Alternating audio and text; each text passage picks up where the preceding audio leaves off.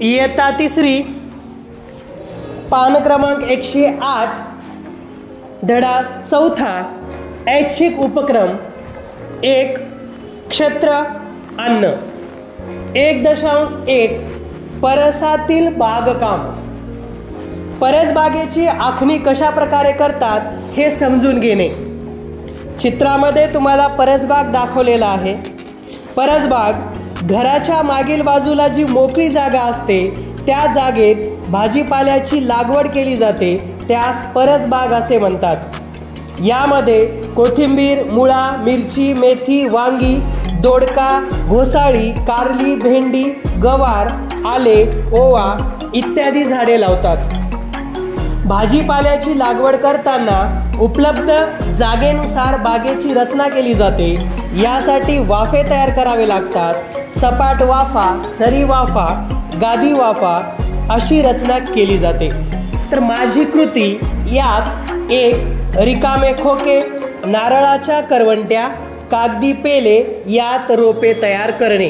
ही माझी कृती यात तुम्हाला पूर्ण करायचं आहे. पुढे आपल्याला आवडणाऱ्या भाज्यांची यादी तयार करा. आवडणाऱ्या भाज्यांची यादी तुम्हाला तयार करायची आहे. माझी कृती, चला खेळ खेळूया. या शब्दकोड्यात लपलेल्या भाज्यांची नावे शोधा. येथे शब्दकोडे दिलेले आहेत.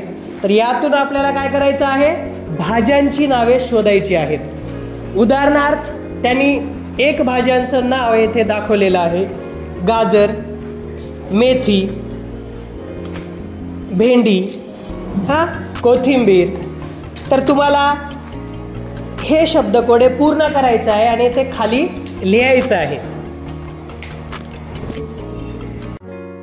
1.2 कुंडीतील लागवड. कुंडीतील लागवडीची प्राथमिक माहिती घेणे. कुंड्यांच्या आकारमानानुसार रोपांची लागवड करावी लागते. कुंड्यांमध्ये लिली, डेलिया, झेंडू, शेवंती, गुलाब, ॲस्टर, जास्वंद, मोगरा इत्यादी फुलझाडांची लागवड करता येते. फुलझाडांची लागवड करण्यापूर्वी कुंड्या खत मिश्रित मातीने भराव्या लागतात. रोपांच्या वाढीसाठी सूक्ष्म अन्नद्रव्य पुरवणारे मिश्रण म्हणजे खत होय. खताचे 2 प्रकार पडतात. एक सेंद्रिय खत आणि दुसरं आहे रासायनिक खत. कुंडीतील झाडांना पाणी देणे. चित्रात मुले कुंडीतील झाडांना पाणी देत आहेत. कुंडीत रोपाची लागवड केल्यावर लगेच पाणी द्यावे लागते. नंतर ती कुंडी सावलीत ठेवावी लागते. रोप टवटवीत झाल्यानंतर ती सूर्यप्रकाशात ठेवावी. कुंडीतील झाडांना झारीने पाणी द्यावे. कुंडीच्या आकारमानानुसार योग्य पाणी द्यावे. जादा पाणी झाल्यास रोपाची मुळे कुजतात. कुंडीतील माती कोरडी झाल्यास रोपाला पाणी द्यावे. रोप लावण्यासाठी माती, सिमेंट यापासून बनवलेल्या कुंड्या वापरतात. मातीपासून बनवलेल्या कुंड्या झाडांच्या वाढीसाठी उत्तम असतात. कुंडीच्या तळाशी छिद्र असणे गरजेचे असते. त्यामुळे रोपाला जादा झालेल्या पाण्याचा निचरा होतो व रोपांच्या मुळांना हवेचा पुरवठा होतो. कुंड्या वर्षातून एकदा तरी बाहेरून साफ कराव्यात. 1.3 फळ प्रक्रिया. फळझाडांची माहिती. फळझाडे आकाराने लहान मोठी असतात. आंबा, फणस, जांभूळ यांचे वृक्ष मोठे असतात, तर केळी, पपई, चिकू यांची झाडे मध्यम आकाराची असतात. द्राक्षाचे वेल असतात. केळीचे खोड ठिसूळ, मृदू व जाड असते. खोडाचा रंग हिरवट असतो. पान लांब व रुंद असते. केळीस घड येण्यापूर्वी केळ फूल येते. नंतर त्यापासून क्रमशः फळांची निर्मिती होते. आंबा हे सर्वांच्या आवडीचे फळ आहे. याचे खोड जाड, कडक, तपकिरी, काळसर रंगाचे असते. पाने गडद हिरव्या रंगाची असतात. आंब्याला ठराविक हंगामात मोहर येतो. त्यापासून कैरी व पूर्ण तयार झाल्यावर पिकून आंबा तयार होतो. आंब्यापासून अनेक खाद्यपदार्थ तयार करतात. चिकूचे खोड तपकिरी रंगाचे व बळकट असते. पान फिकट हिरव्या रंगाचे असून आकाराने मध्यम असते. फुले पांढऱ्या रंगाची असून फळ गडद तपकिरी रंगाचे लंबगोल किंवा गोल असतात. फळाच्या मध्यभागी काळ्या रंगाच्या बिया असतात. हे फळ खाण्यासाठी किंवा अनेक खाद्यपदार्थ तयार करण्यासाठी वापरतात. माझी कृती आंबा, केळी, चिक्कू यांची चित्रे काढून रंगवा. 1.4 मत्स्य व्यवसाय. मासेमारीबद्दल प्राथमिक माहिती करून घेणे. मासेमारी म्हणजे काय? मासे हे मानवाचे पौष्टिक अन्न म्हणून वापरले जातात. मोठे मासे समुद्र, नदी, मोठे तलाव या ठिकाणी राहतात. तर लहान मासे ओढे, तळी, कालवे अशा ठिकाणी सापडतात. त्यांना पकडणे म्हणजेच मासेमारी करणे होय. मासेमारी कशी करतात? मासेमारी करण्याच्या अनेक पद्धती आहेत. समुद्र आणि मोठ्या नद्या यात खूप मोठ्या आकाराचे मासे असतात. त्यांना पकडण्यासाठी यांत्रिक साधने तसेच विविध प्रकारची जाळी वापरतात. त्यांची माहिती आपण पुढच्या वर्गात करून घेऊया. मासेमारीच्या सोप्या आणि प्राथमिक पद्धतींची माहिती आपण समजून घेऊया. पाण्यात उभे राहून मासे पकडणे. या प्रकारात उथळ पाण्यात उभे राहून लहान लहान मासे पकडता येतात. पाणी थोडे खोल असेल तर त्यात बुडी मारूनही काही लोक मासे पकडतात. लहान मासे हातानेच पकडले जातात. 2. भाल्याने मासेमारी करणे. हातात भाला घेऊन माशाला जखमी केले जाते. 3. गळाने मासेमारी करणे. गळ हे मासेमारीचे साधे पण अतिशय उपयोगी साधन आहे. त्याचा आकार इंग्रजी जे सारख्या असतो. त्याचे एक टोक अणकुचीदार असून त्याला माशाच्या आवडीचे खाद्य बांधतात. दुसऱ्या टोकाला दोरी बांधून तिच्या वरच्या टोकाला एक तरंगे लावलेले असते. गळ पाण्यात सोडला की त्याच्या टोकाशी लावलेले खाद्य खाण्याचा प्रयत्न मासा करतो. तेव्हा ते तरंग हलू लागते. गळ धरलेला माणूस झटका देऊन काठी वर उचलतो. गळाचे अणकुचीदार टोक माशाच्या तोंडात अडकलेले असते. ते सोडवून मासा टोपलीत ठेवतात. पुन्हा गळाला खाद्य लावून तो पाण्यात सोडतात. अशा प्रकारे गळाचा वापर करून मासेमारी केली जाते. तर मासेमारीचे गळ चित्रामध्ये दाखवलेले आहेत. 4. सापळ्याच्या साह्याने मासेमारी करणे. बांबूच्या पातळ पट्ट्यापासून हा सापळा तयार केला जातो. त्याचा आकार मृदुंगासारखा असतो. त्याच्या आतल्या भागात माशांसाठी खाद्य ठेवले जाते. आतील बाजूंना बांबूचे टोकदार काटे लावतात. त्यामुळे आत आलेले मासे बाहेर जाऊ शकत नाहीत. ते आतच अडकतात. मासेमारीच्या या 4 सोप्या आणि प्राथमिक पद्धती आहेत. नदीकाठी राहणाऱ्या लोकांना त्यांची माहिती असते.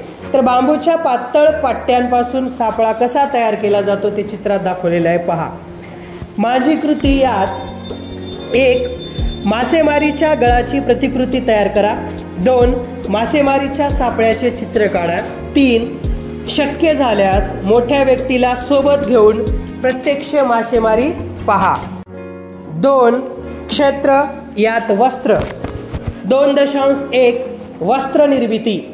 घटक 1 टकळी व पेळू प्रत्यक्ष हाताळणे. मी टकळी बोलते. मुलांनो, बघितलं का मला? मी आहे टकळी. काय म्हणता? आम्हाला नाही माहीत टकळी कशी असते ती. अरे, म्हणूनच मी माझी ओळख करून देते. तर मी आहे टकळी. कापसापासून कापड तयार होतं हे तुम्हाला माहीत आहे. पण कापडासाठी आधी कापसाचे सूत काढावं लागतं. कापसापासून सूत काढायच्या कृतीला सूत कताई असे म्हणतात, बरं का. आणि या सूत कताईचं अगदी पहिलं साधन मी आहे टकळी. काय म्हणालात? हे काम तर यंत्र करतात. बरोबर आहे तुमचं म्हणणं. पण यंत्राचा शोध लागण्यापूर्वी हे काम माझ्या मदतीनेच केलं जायचं. नंतर चरख्याचा शोध लागला. टकळी आणि चरखा यांच्या मदतीने घरोघरी सूतकताई केली जायची आणि हातमागावर कापड विणलं जायचं. आजही काही घरांमध्ये हे काम केलं जातं. मुलांनो, मी काही यंत्र नाही, माझी रचना अगदी सोपी आहे. दांडी आणि चकती हे माझे दोनच भाग असतात. माझी दांडी पोलादाची असते. तिची जाडी साधारण जाड उदबत्ती इतकी असते आणि लांबी 18 सेंटीमीटर असते. दांडीचे वरचे टोक चपटे असून त्याला खाच असते. त्या खाचेला नाक असे म्हणतात. दांडीच्या खालच्या बाजूकडून सुमारे 1 इंचावर एक पितळी चकती बसवलेली असते. माझे खालचे टोक अणकुचीदार असते, त्याला अणी असे म्हणतात.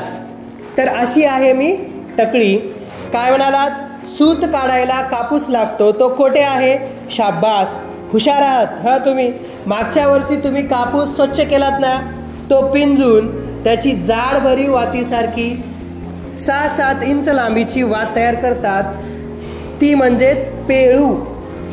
पेळू आणि मी म्हणजेच टकळी दोघे मिळून सूत काढतो. काय म्हणता तुम्ही? आम्हाला हात लावू शकता का? अगदी जरूर बघा, पण बघताना लांबी मोजून पहा. चकतीचा आकार केवढा आहे ते पहा. पेळू किती भरीव आहे तेही बघा. आणि हो, माझी टोकदार अणी कोणाला टोचणार नाही याची काळजी घ्या. मला फिरवूनही पहा. सूत कसं काढायचं ते मात्र आपण पुढच्या वर्षी म्हणजेच 4थ्या इयत्तेत शिकणार आहोत. माझी कृती यात पाठ करा.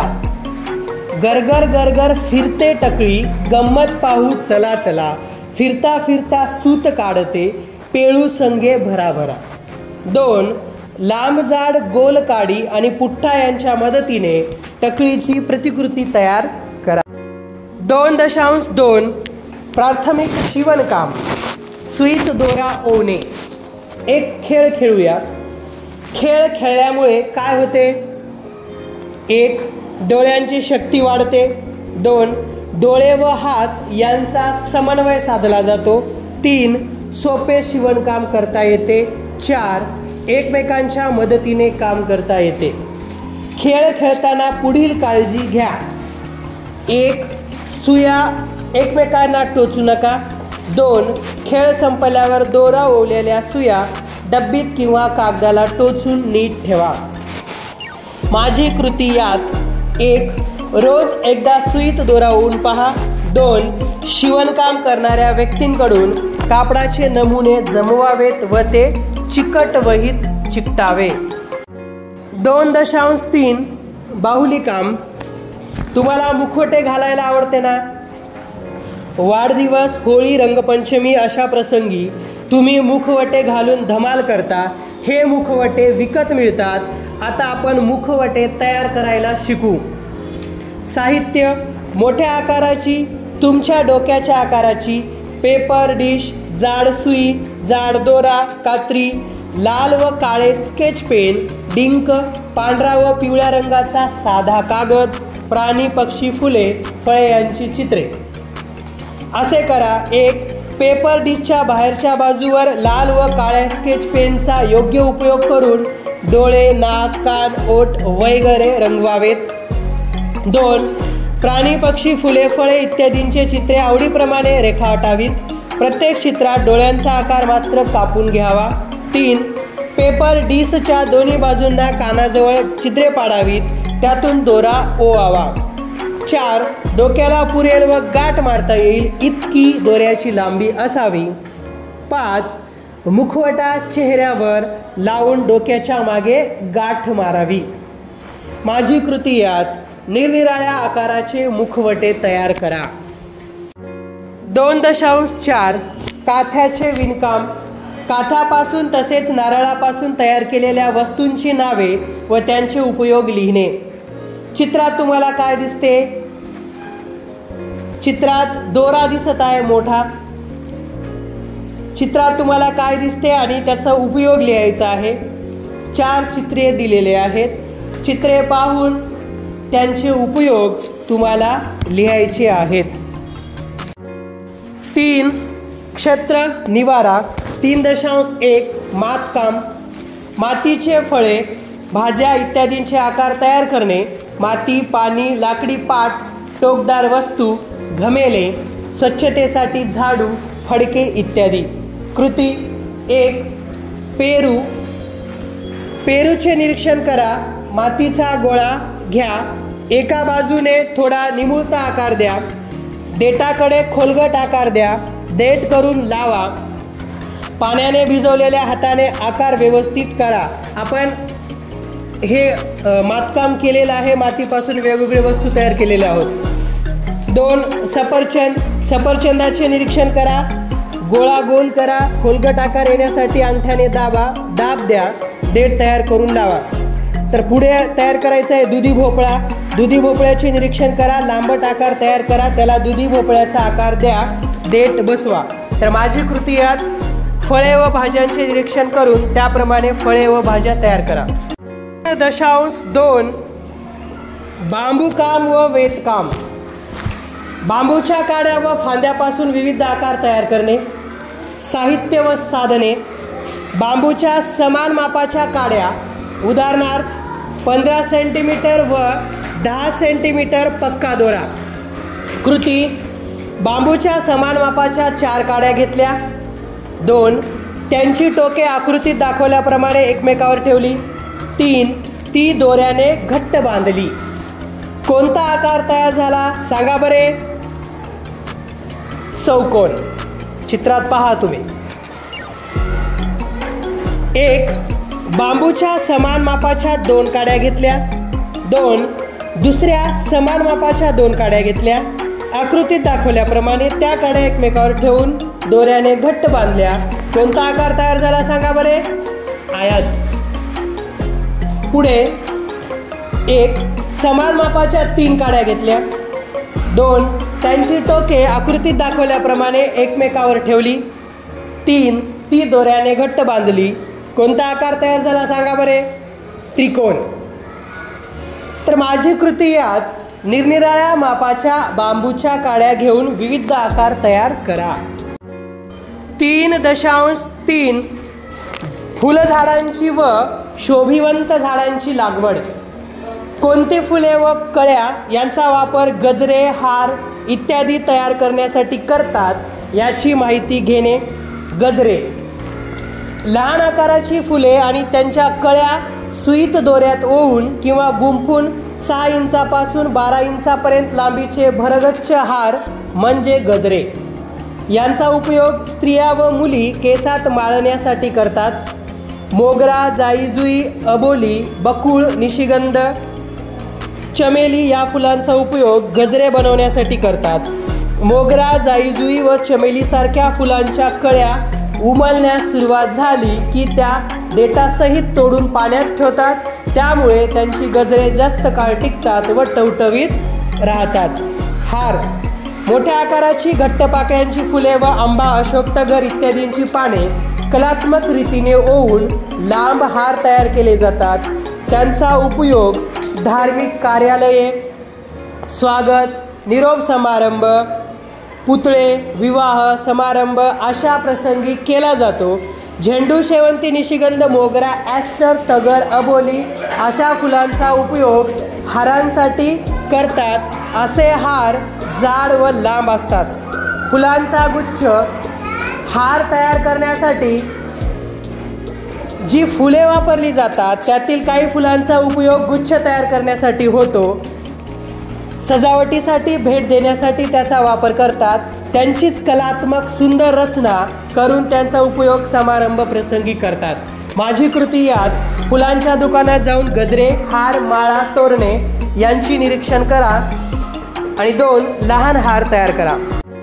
इतर क्षेत्रे: पशुपक्षी संवर्धन. घटक: गाय, म्हैस, शेळी व कोंबडी यांचा मानवाला होणारा उपयोग अभ्यासणे. पात्रे आहेत यामध्ये गाय, म्हैस, शेळी व कोंबडी यांचे मुखवटे लावलेले विद्यार्थी. रंगमंच: वर्गखोलीच्या मधोमध जागा करावी. संवाद: कोंबडी दाणे टिपते आहे. कोंबडीची भूमिका करणारी मुलगी अभिनय करते. गाय: प्रवेश करून: काय कोंबडी ताई, झाले का अंगण उकरून? कोंबडी: अगं बाई, तू इतक्या लवकर कशी आलीस आणि तो गुराखी कुठे गेला? गाय: अगं आज गंमतच झाली. आपले मालक मालकीन सकाळीच शेजारच्या गावी गेले आहेत ना, ते काही संध्याकाळपर्यंत येणार नाही. मग आम्ही गुराख्याला म्हटलं, अरे आज तूही आराम कर. मग काय, तो लगेच पळाला आणि आम्ही आलो घरी. कोंबडी, हो का, पण मालक मालकीन कशासाठी गेले आहेत माहिती आहे का तुला? आम्ही दिलेली खूपशी अंडी बाजारात विकून थैलीभर पैसे आणणार आहेत ते. गाय, एवढी ऐट दाखवू नकोस बरं का, आम्हीही खूप उपयोगी आहोत. म्हटलं, आमचं दूध विकून खूप पैसे मिळतात, शिवाय दही, लोणी, तूप, खवा, पनीर यांच्यापासूनही भरपूर उत्पन्न मिळतं. म्हैस प्रवेश करते, अहो तांबूताई, उगीच बडाया मारू नका बरं. तुमच्यापेक्षा आमच्या दुधाचं प्रमाण जास्त आहे, ते लवकर नासत नाही. आमच्या दुधापासून भरपूर पदार्थ तयार होतात, त्यांना चांगली मागणीही असते. शेळी उड्या मारत येते. कोंबडी, आल्या का भटक्या शेळीताई? काय हो, कुठे गेला होतात उन्हाळ्याला? शेळी, कोंबडीताई, आम्ही काही तुमच्यासारखं अंगण उरकत नाही. आमचा चारा आम्हीच शोधून खातो, त्याच्यासाठी पैसे खर्च करावे लागत नाहीत. पण आमचा उपयोग मात्र खूप होतो. दूध, मांस, लेंड्या इतकंच नाही तर सर्वच अवयव उपयोगी आहेत. ते खूप उत्पन्न मिळवून देतात. गाय, ते खरं आहे म्हणा, पण शेतीसाठी बैल आणि दुधासाठी कालवडी आम्हीच देतो ना. म्हैस, हे बघा, तुम्ही कितीही बडबड करा, आमच्या दुधाची बरोबरी कोणीच करू शकणार नाही. इकडे तिकडे पाहते, अगं बाई, ही कोंबडी कुठे गेली? आता उकिरडा उकरत असेल. कोंबडी, येते, इथेच होते मी. अहो, आकाशात घार उडताना दिसली, ती माझी पिले पळवते म्हणून त्यांना खुराड्यात जायला सांगून आले. पण तुमचं बोलणं ऐकलंय बरं मी. एकूण काय, आपण सगळेच माणसासाठी खूप उपयोगी असतो आणि त्याला पैसाही मिळवून देतो, मग भांडायचं कशाला? म्हैस, खरं आहे हो, ही कोंबडी दिसते चिमुरडी, पण बोलते मात्र चुरू चुरू. आता संध्याकाळ झाली बरं का, मालक मालकील येण्याची वेळ झाली.